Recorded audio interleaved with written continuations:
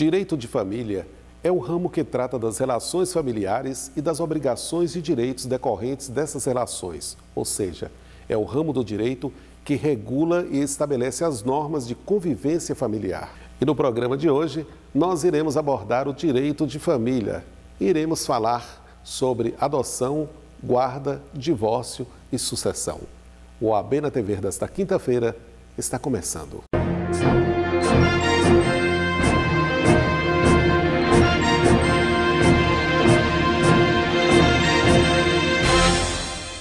Nós estamos recebendo aqui uma das convidadas do nosso programa OAB, nesta quinta-feira, a doutora Leila Matos, advogada, militante aqui da nossa subseção, da 123ª. E entre os assuntos de direito da família que nós iremos debater hoje, nós estamos recebendo para conversar sobre divórcio e sucessões.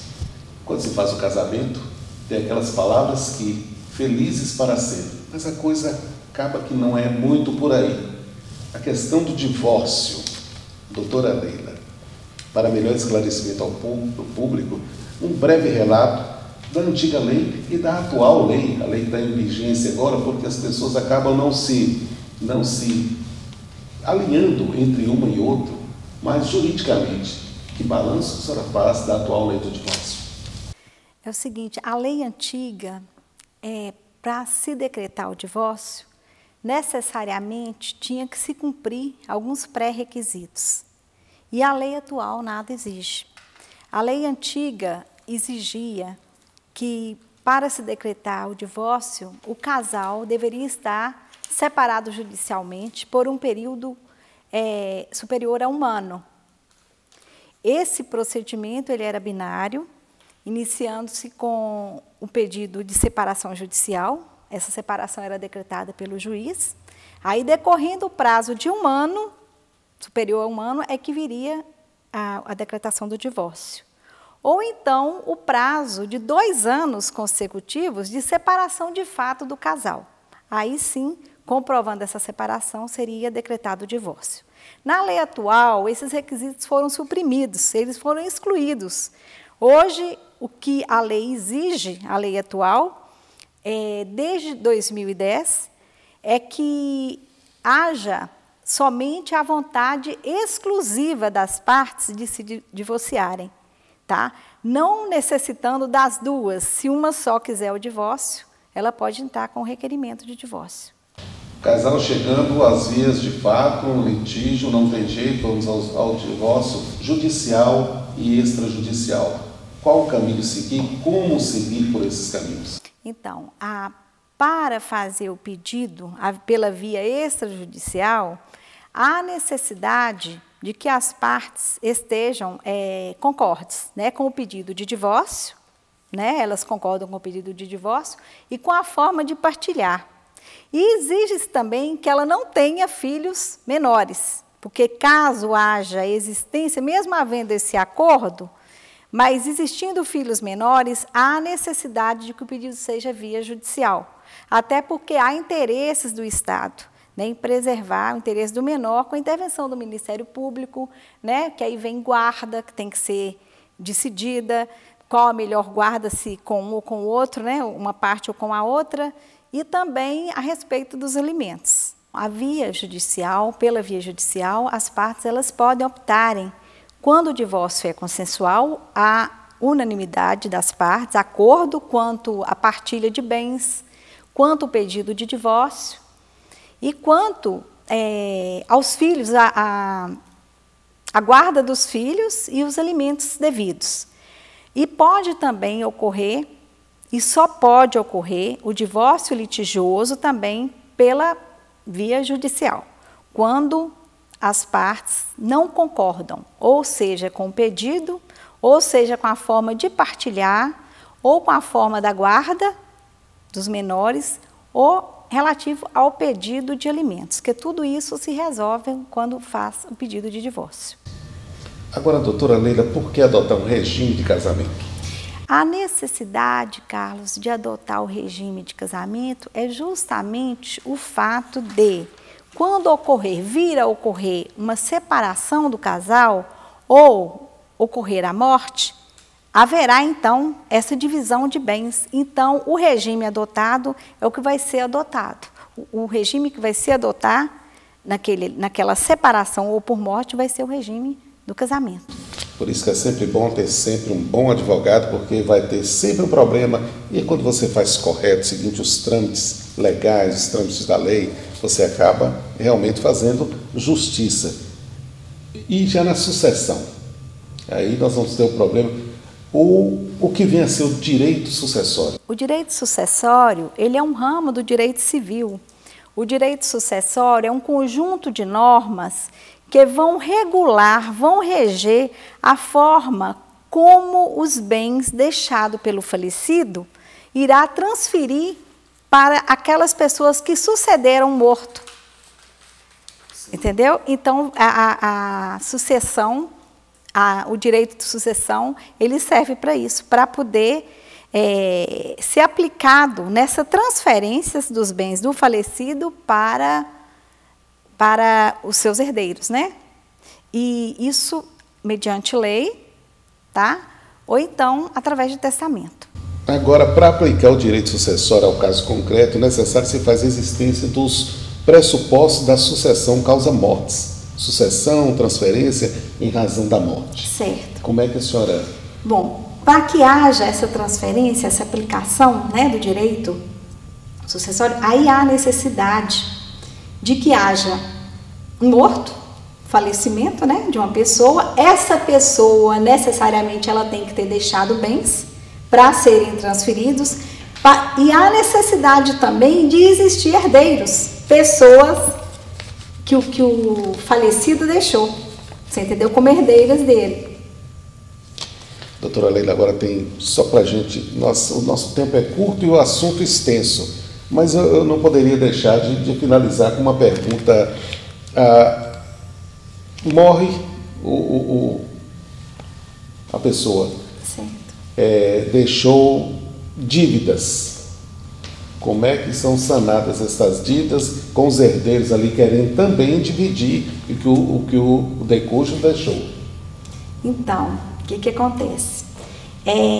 Quando o falecido morreu, ele deixou bens. E esses bens que ele deixou passa para os herdeiros. Os herdeiros, quando o falecido morre e deixando bens, aqueles bens que ele deixou vão para os seus herdeiros, né? Esses herdeiros, na verdade, eles vão suceder o falecido. As dívidas, então, têm que ser pagas. É o patrimônio dele. Eles herdam as dívidas também. Herdam as dívidas também.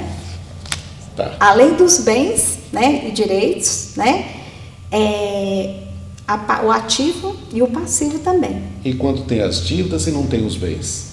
Bom, aí é o seguinte, quando tem a dívidas, só para melhor esclarecer, quando tem a dívida e tem os bens, esse dinheiro aí que eles receberam, os bens que eles vieram a receber, esses bens é que vão responder à dívida.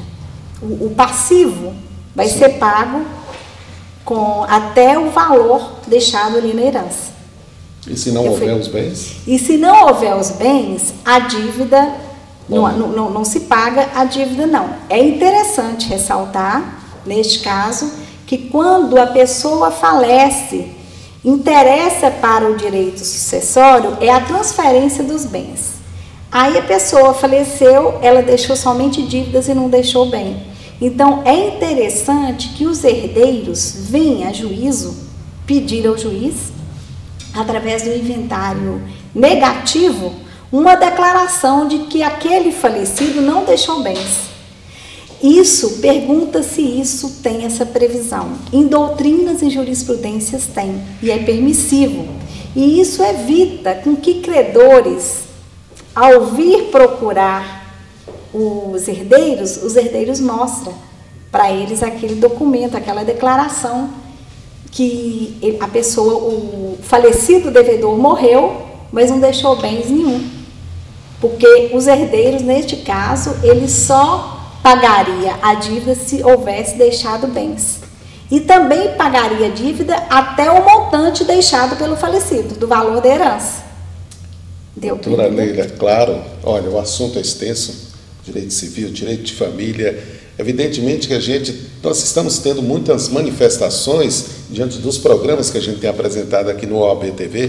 Provavelmente virão perguntas, virão dúvidas, virão comentários, nós vamos recebê-los. E como o assunto é extenso, a gente não pode esgotar todo de uma vez aqui, em função do nosso tempo. A gente já deixa aqui aberto, porque pode ter um próximo programa que vai debater também, continuar debatendo direito de família, e aí a gente gostaria de nos despedir por enquanto, mas de contar numa próxima oportunidade com a sua presença aqui. Estarei à disposição. Depois do intervalo, mais um bate-papo sobre direito de família, aqui no OAB TV.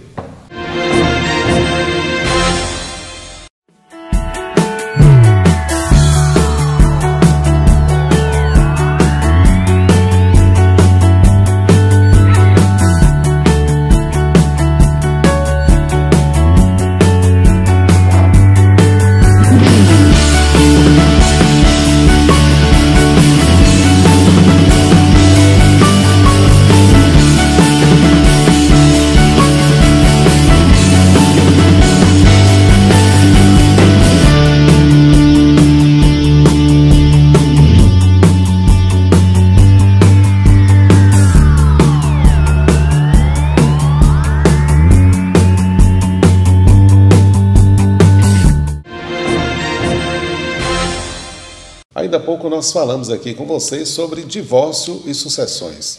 O nosso assunto de hoje, o nosso tema de hoje é direito de família.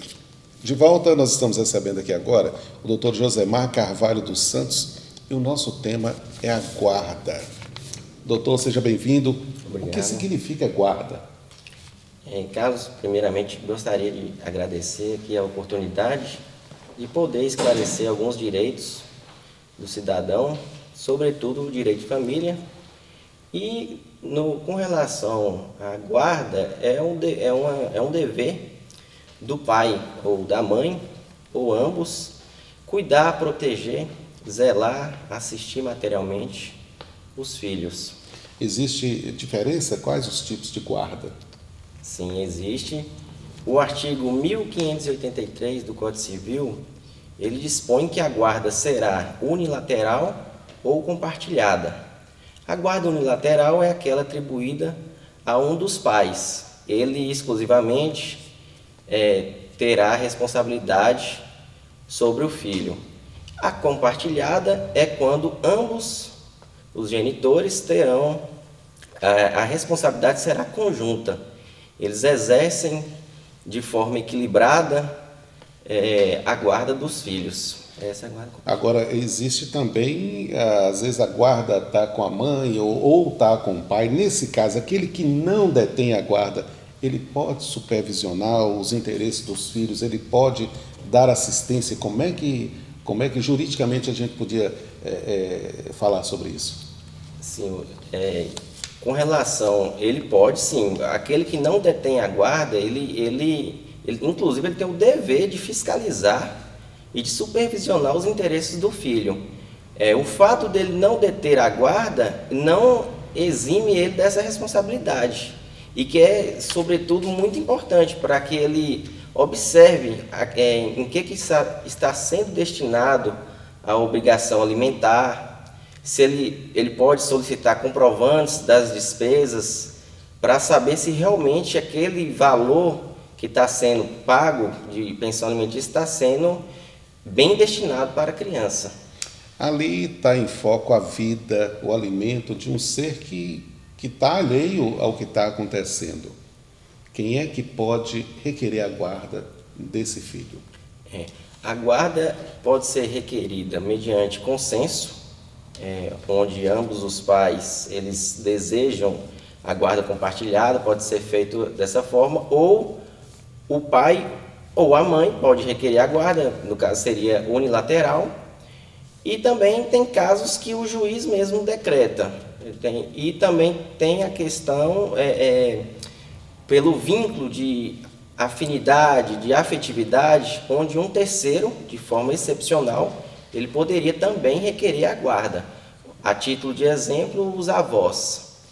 A vida conjugal pode não dar certo, doutor, mas os filhos são para sempre e os filhos são dos dois. Não tem assim o que um ficar querendo se esquivar, não. O senhor citou ainda há pouco aí a respeito da guarda compartilhada. Como é que funciona essa guarda compartilhada? A gente sabe que às vezes tem um pai ou uma mãe coloca sempre um empecilho, vê mais o seu lado, quando na verdade tem que se olhar, sobretudo naquele momento, o que é melhor para a criança, para o filho.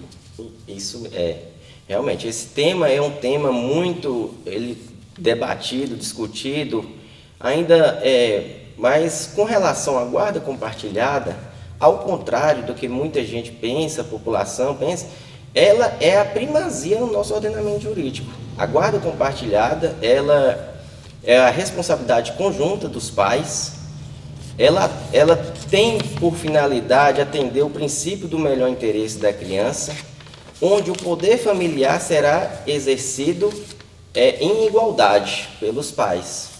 E aí esse ponto, ele embora ainda exista essa controvérsia, quando um dos pais não tem um consenso, mas existe entendimento, decisões recentes, sobretudo do STJ, aplicando a guarda compartilhada, mesmo quando existe essa divergência, justamente em prol da criança, que o princípio do melhor interesse da criança sobrepõe ao interesse dos pais. Só para esclarecer, no caso da guarda compartilhada, quando já existe o direcionamento de uma pensão alimentícia, mexe nisso, retira o direito da pensão alimentícia, essa guarda compartilhada, ou não? Pensão alimentícia é uma coisa, a convivência com a criança é outra. Juridicamente, como é que isso define isso? A questão também é um tema que geralmente a população confunde também em relação a isso. A guarda compartilhada, ela não exime o dever de prestar os alimentos. Aquele pai ou mãe que tiver melhores condições de atender os filhos financeiramente, mesmo na guarda compartilhada, ele tem que prestar essa assistência. Isso não exime a responsabilidade dele, pai ou mãe, com relação aos alimentos para o filho.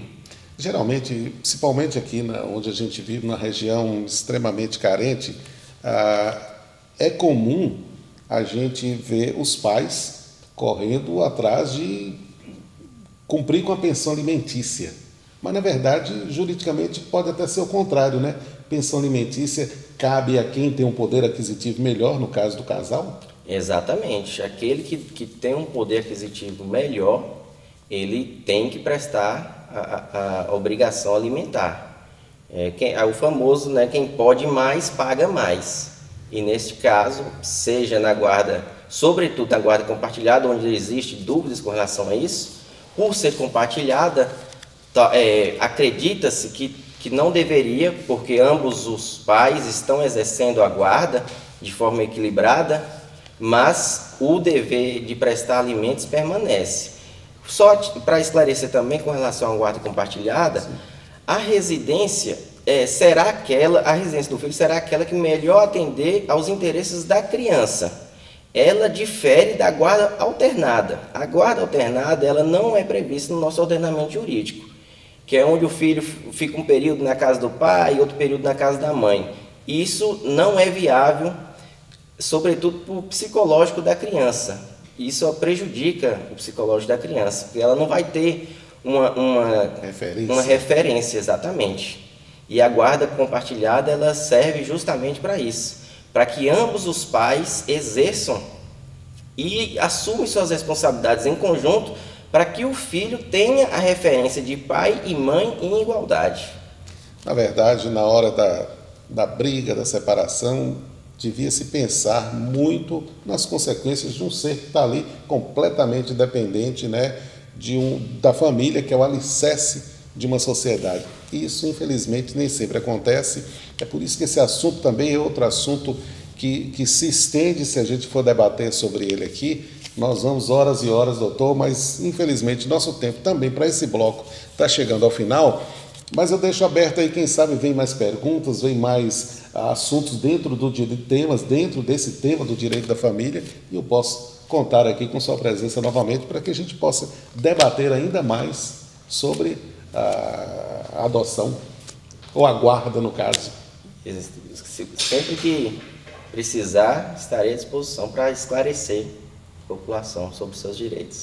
Agradecer ao doutor pela presença, ao doutor Josemar pela presença aqui. Vamos a mais um pequeno intervalo e já a gente volta com mais direito de família para você.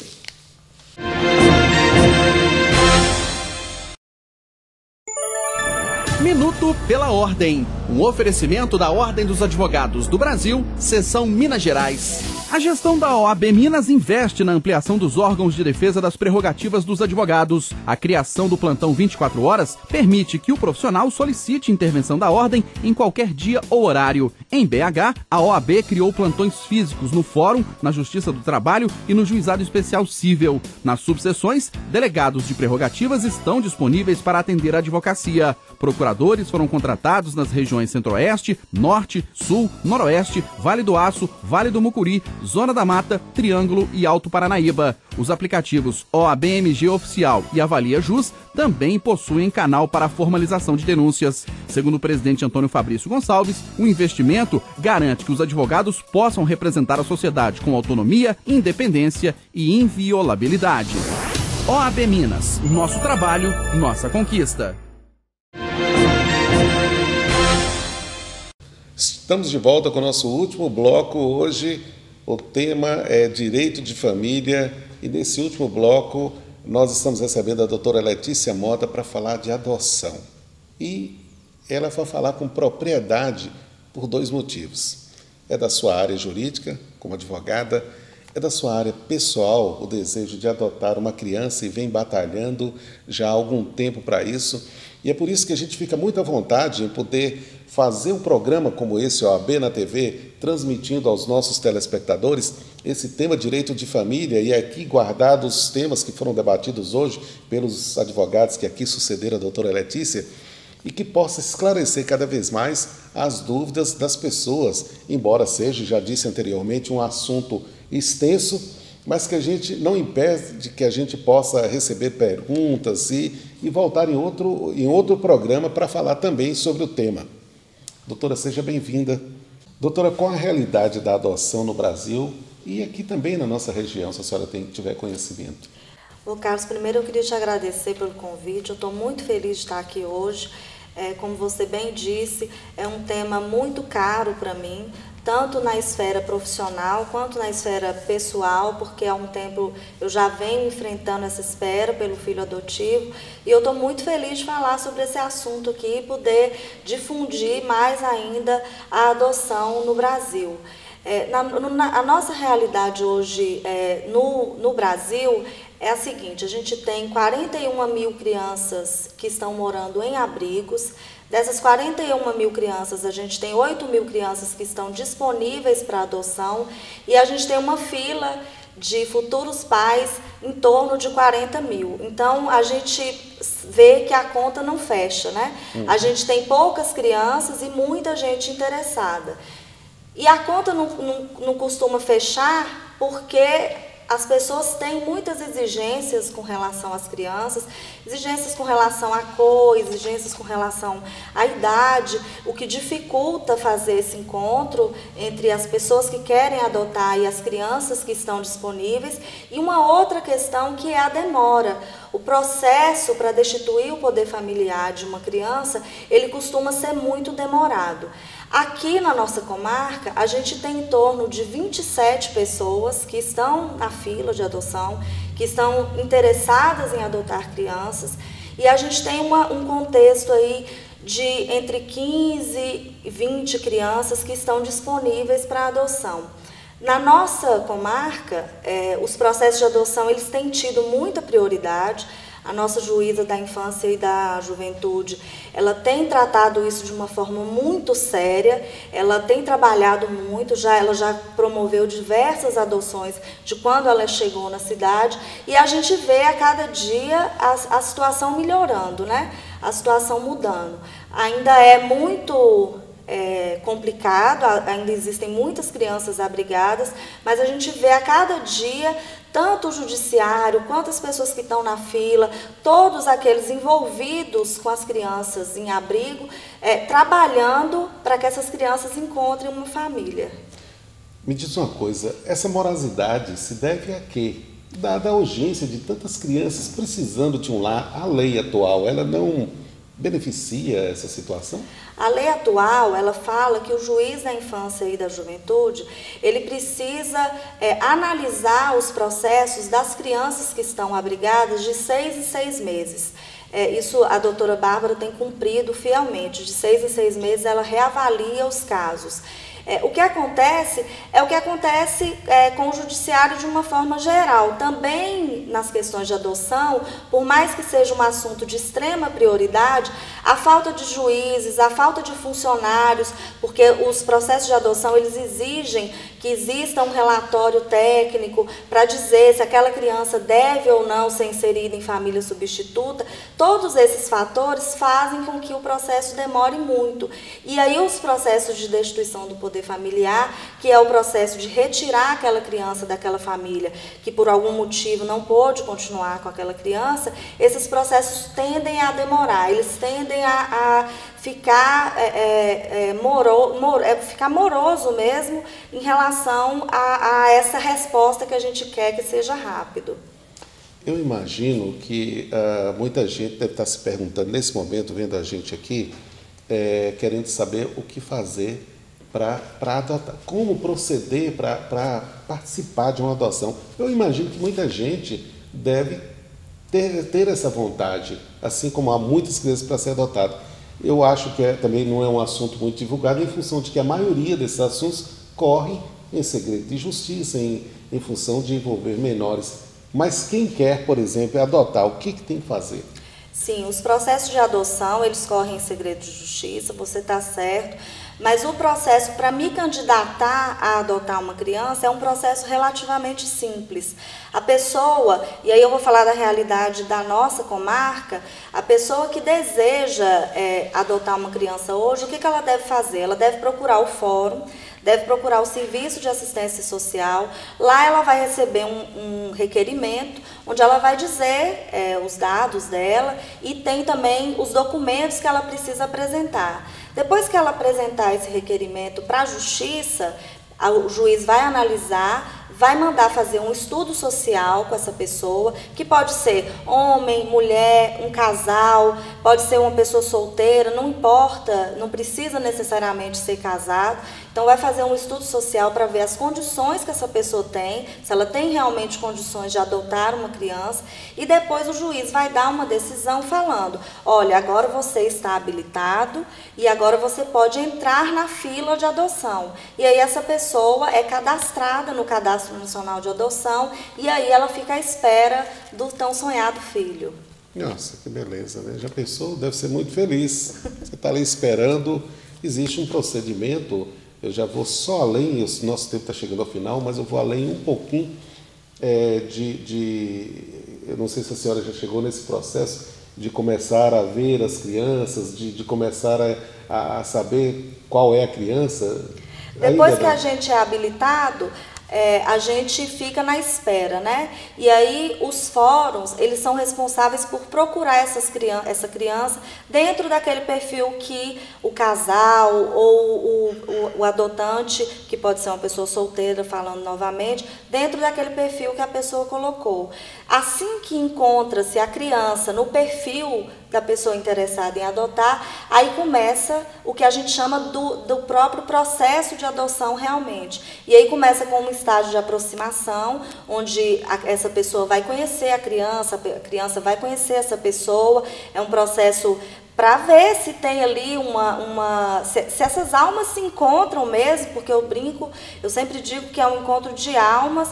Depois desse estágio de aproximação, o juiz vai determinar o estágio de convivência, e aí nesse momento do estágio de convivência, aí é o momento que para quem está na espera, assim como eu acho que é o momento mais feliz, porque antes de você da sentença final de adoção, porque é o momento que você pode levar seu filho para casa. É o momento que o juiz te dá uma guarda, que chama guarda provisória para fins de adoção. É um momento muito importante, porque quando a gente recebe a guarda, aquela mulher que é funcionária pública, ela pode ter a licença maternidade, o marido pode ter a licença paternidade, eu posso incluir o meu filho no plano de saúde, eu serei a responsável pelo meu filho na escola. Então é um momento que você começa realmente a conviver com o seu filho, para depois, no final, quando esse tempo aí passar, que é o juiz que vai determinar quanto tempo será, quanto tempo vai ficar ali no estágio de convivência, o juiz vai dar a sentença e aí o seu filho passa a ser seu filho. Seu nome vai estar no registro de nascimento do seu filho, o seu filho ele vai perder aquele registro inicial dele, o seu nome vai passar a estar lá, vai estar o nome dos avós, ou seja, essa criança, ela realmente nasce para você, filho, né? Como filho. E o mais importante da gente dizer é que a lei, ela evoluiu muito e hoje os filhos adotivos, eles são considerados iguais aos filhos biológicos. Então tem os mesmos direitos, os mesmos deveres. A adoção realmente, ela inicia uma nova etapa na vida de quem se predispõe a adotar e a estar aberto a essa nova relação de amor que nasce com a adoção. Sei que eu estou me tornando repetitivo em falar de que o assunto é muito extenso, mas eu não poderia deixar de estender um pouco, embora o nosso tempo está chegando ao fim. Nós falamos muito da criança, mas a gente não pode deixar de ressaltar também, e deve ter muita gente curiosa para isso, com respeito aos casais. O casal, né, o casado realmente no civil, ou união estável, ou pessoas do mesmo sexo. Sim. Tem muita gente, isso é importante, porque sim, a família hoje, já existe a jurisprudência sobre isso, que a família é vista de um ângulo muito moderno, independente de sexo, de cor, de raça. Sim. Hoje, para você adotar uma criança, você precisa ter 18 anos, ser maior de 18 anos de idade. Você precisa ter uma diferença entre você e seu filho de 16 anos de idade. Então, se eu tenho 18, eu só posso adotar uma criança de até 2 anos de idade. E aí, quem pode adotar? Casais casados no civil, casais que estão em união estáveis, casais homoafetivos, pessoas solteiras, homem pode adotar uma criança, mulher pode adotar uma criança sozinha. Aqui na comarca, a gente tem vários exemplos de mulheres que estão adotando sozinhas, que vão ser mães solo, né? Vão ser mães sozinhas. Então, a adoção ela está aberta para quem quiser, quem tiver disponibilidade para amar. Se você tiver disponibilidade para amar, eu te aconselho a procurar o fórum, porque a gente vai ter muitas crianças. Aqui a gente tem o abrigo Pequeno Davi, e lá tem um monte de criança só esperando uma oportunidade, esperando uma família, esperando encontrar um pai, uma mãe, 2 pais, 2 mães, não importa. O que elas querem mesmo é ser amadas. Então, quero agradecer a doutora Letícia pela sua presença aqui. O nosso OAB na TV vai ficando por aqui. Daqui a 15 dias nós estaremos de volta com um novo programa para você. Um grande abraço e até lá.